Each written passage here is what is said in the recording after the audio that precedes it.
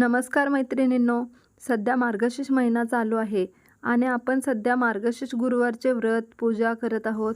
मार्गशीर्ष गुरुवारी श्री महालक्ष्मी व्रताची मांडणी करून अगदी मनोभावे पूजा केली जाते. पण या पूजेप्रमाणे पूजेचं उद्यापन करण्याचा देखील एक विधी आहे. तर तुम्ही सुद्धा या व्रताचे उद्यापन योग्य पद्धतीने केले तर तुम्हाला त्याचं पूर्ण फळ मिळेल. तर शेवटच्या गुरुवारी व्रताचे उद्यापन केले जाते. यावर्षी व्रताचे उद्यापन कधी करावे आणि कसे करावे ही माहिती आपण जाणून घेणार आहोत. त्याबरोबर 5व्या गुरुवारी अमावस्या आली आहे. तर व्रताचे उद्यापन करावे का? पूजा उपवास करावे की नाही? 5वा गुरुवार करायचा का?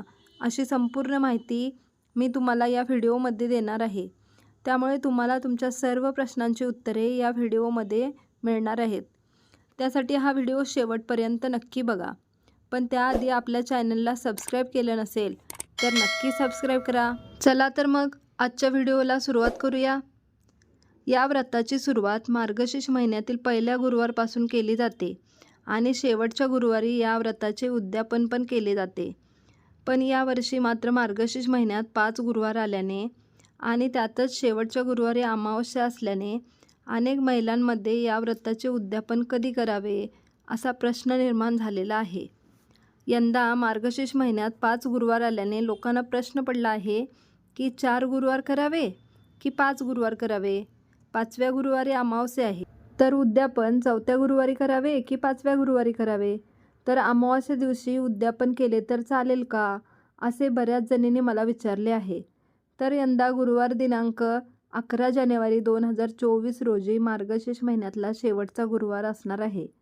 तर अमावस्या ही बुधवार दिनांक 10 जानेवारी 2024ला रात्री 8:11 नंतर सुरू होणार आहे. तसेच गुरुवारी 11 जानेवारी 2024ला सायंकाळी 5:27 म्हणजेच 5:30 वाजेपर्यंत असणार आहे. तर अमावस्या ही काही कोणतीही वाईट गोष्ट नाही. अमावस्या ही सुद्धा महिन्यातील एक तिथीच आहे. तर बऱ्याच जणांना वाटतं की अमावस्या ही चांगली नसते, वाईट असते.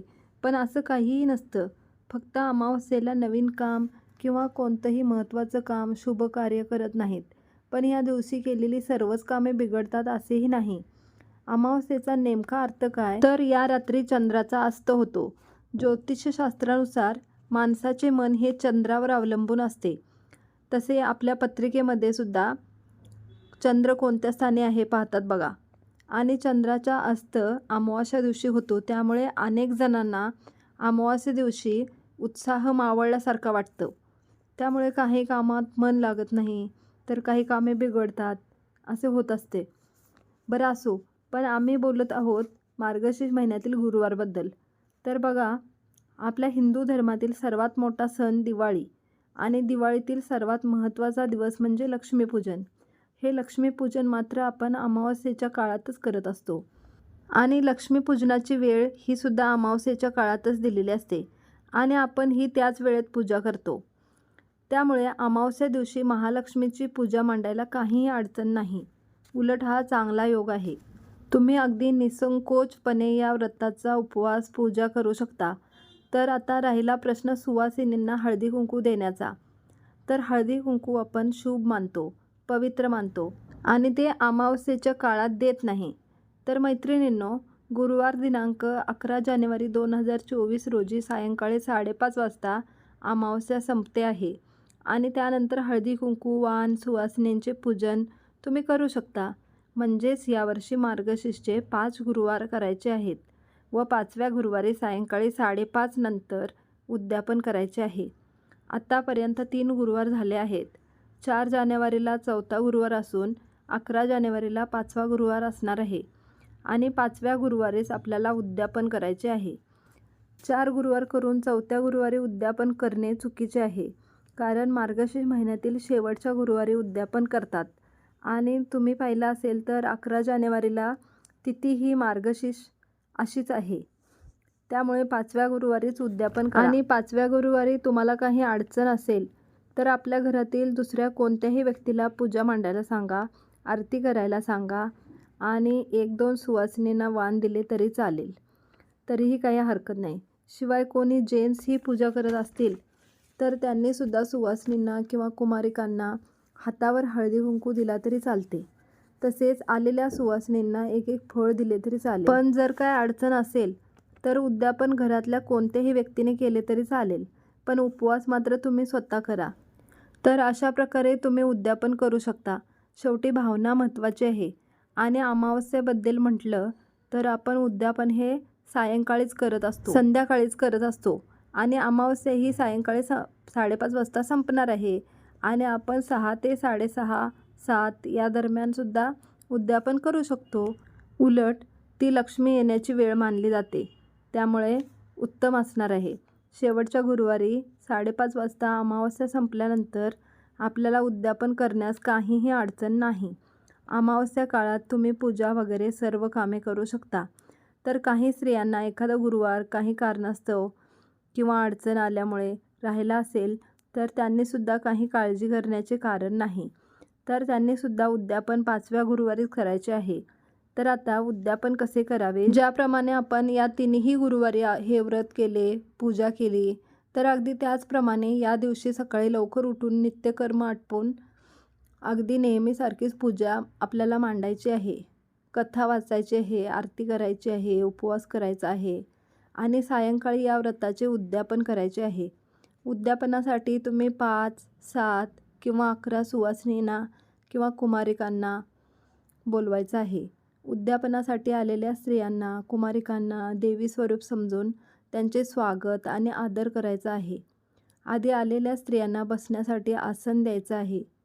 त्या सुवासिनींना आपण देवीचे रूप मानून त्यांची पूजा करायची आहे. जमलंच तर त्यांचे पाय धुवायचे किंवा पाय नाही धुतले तरी चालेल, पण त्यांना हळदी कुंकू लावायचे आहे, त्यांना प्रसाद द्यायचा आहे आणि मग त्यांना महालक्ष्मी व्रताची एक प्रत, त्यावर पानाचा विडा, एक फळ, साखर, एक फूल असे घालून द्यायचे आहे. शिवाय सुवासिनींच्या केसात तुम्ही एक फूल किंवा एखादा गजरा लावायचा आहे. त्याचबरोबर तुमची इच्छा असेल तर एखादी भेटवस्तूसुद्धा देऊ शकता. आपण आपल्या इच्छेनुसार काहीही देऊ शकतो. तुम्ही फक्त हळदी कुंकू आणि एक फळ दिले तरीही चालेल. फळ कोणतेही चालेल, केळी, सफरचंद, संत्री, डाळिंबे असं कोणतंही एक फळ दिला तरी चालेल. शेवटी आपली भावना महत्त्वाची. फक्त एवढंच की या स्त्रियांना रिकाम्या हाताने पाठवायचं नाही, काही ना काही दान द्यायचे आहे. सुवासिनींचे वाण म्हणतात त्याला. मात्र या दिवशी जे जे कराल ते आनंदाने करायचे आहे. आणि ज्यांना 5 किंवा 7, 11 सुवासिनी मिळत नाहीत त्यांनी एक जरी सुवासीन बोलवून तिला हळदी कुंकू लावून वाण दिले तरी चालेल. तरीही व्रताचे उद्यापन सार्थकी लागते. तसेच जमलं तर सुवासिनींना किंवा कुमारिकांना जेवू घालू शकता. तुम्ही घरामध्ये एकट्याच असाल, एवढं करणं शक्य नसेल तर फक्त एक सुवासीन जेवून घातली तरी चालेल. हळदी कुंकू वाण दिल्यानंतर या सुवासिनींना किंवा कुमारिकांनासुद्धा तुम्ही नमस्कार करायचा आहे.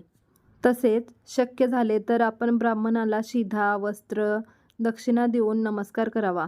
त्यानंतर आपण भोजन करावे आणि दुसऱ्या दिवशी सकाळी उठून आंघोळ करून पूजेला हळदी कुंकू व्हावे. अगरबत्ती, धूप, दीप लावून साखर दाखवावी. तसेच आपल्या हातून कळत नकळत काही चूक झाली असेल तर क्षमा प्रार्थना करावी. लक्ष्मीची मनोभावे माफी मागावी. तुझे वास्तव्य आणि कृपादृष्टी आमच्या घरात सदैव राहू दे, अशी मनोभावे प्रार्थना करावी. नंतर आगमन, पुनरागमन असे 3 वेळा बोलून घटातील नारळ उचलून बाजूला काढावा व घरातील जेंट्सनी तो नारळ फोडून देवीला पाणी देऊन त्याचा प्रसाद करावा. तसेच जे काही निर्माल्य असेल, पाने, फुले वगैरे, तर शक्य असेल तर वाहत्या पाण्यात सोडावे. आणि वाहत्या पाण्यात सोडणे शक्य नसेल तर तुम्ही ते तुमच्या गार्डनमध्ये, शेतामध्ये माती आड केले तरी चालेल. आणि ते काहीच शक्य नसेल तर ते सुकवून, जाळून त्याची राख करून तुमच्या कुंडीमध्ये टाकलात तरी चालेल.